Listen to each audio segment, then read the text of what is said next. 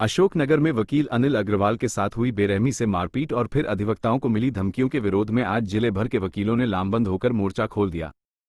अभिभाषक संघ के आह्वान पर बुधवार को वकीलों ने कलम बंद हड़ताल रखी और तहसील परिसर से कलेक्ट्रेट तक पैदल मार्च कर कलेक्टर व एसपी के नाम ज्ञापन सौंपा। वकीलों ने दो टूक चेतावनी दी है कि उनकी अस्मिता से खिलवाड़ बर्दाश्त नहीं किया जाएगा।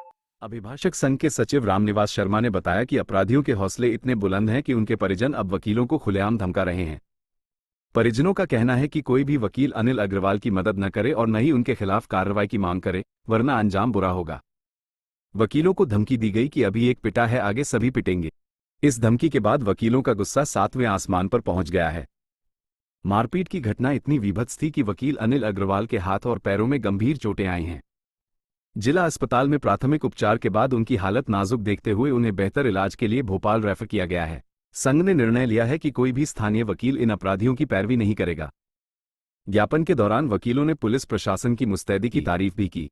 वकीलों ने कहा कि घटना के 15 घंटे के भीतर 3 आरोपियों को गिरफ्तार करना सराहनीय है।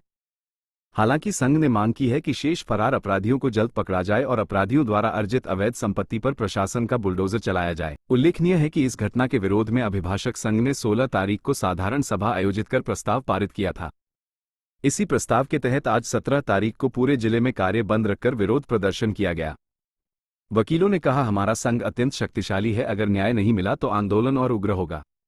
हमारी आज 12:30 बजे से न्यायालय परिसर में सभी वकीलों की आम सभा प्रारंभ हुई थी। 15 तारीख को जो हमारे अभिभाषक संघ के सदस्य अनिल अग्रवाल के साथ कुछ असामाजिक तत्वों द्वारा प्राणघातक हमला किया गया, उनको पुलिस ने त्वरित कार्रवाई करते हुए उसी रात को गिरफ्तार कर लिया था और वांछित धाराओं में प्रकरण भी पंजीबद्ध किया है।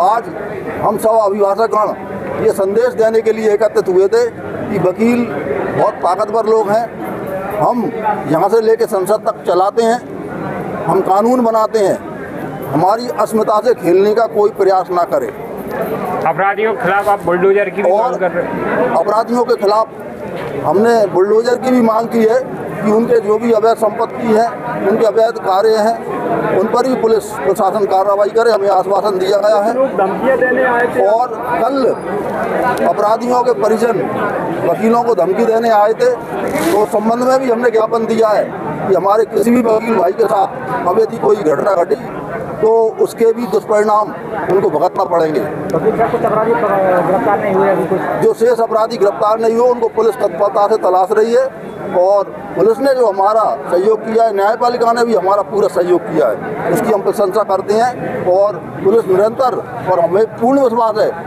कि शीघ्र जो शेष अपराधी हैं उनको गिरफ्तार कर लिया जाएगा।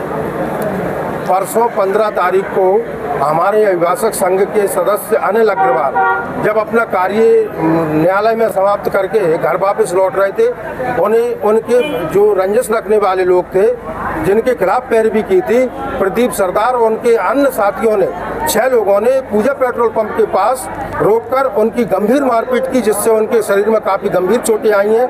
हमें जानकारी मिली तो हम तुरंत उनको उठाकर हॉस्पिटल ले गए और पुलिस को भी सूचित किया। पुलिस ने धारा 307 जो बीएनएस की धारा 109 के तहत गंभीर सेक्शन में अपराध पंजीबद्ध किया है और तुरंत कार्रवाई करते हुए 3 आरोपियों को गिरफ्तार कर लिया है। वो लोग कौन?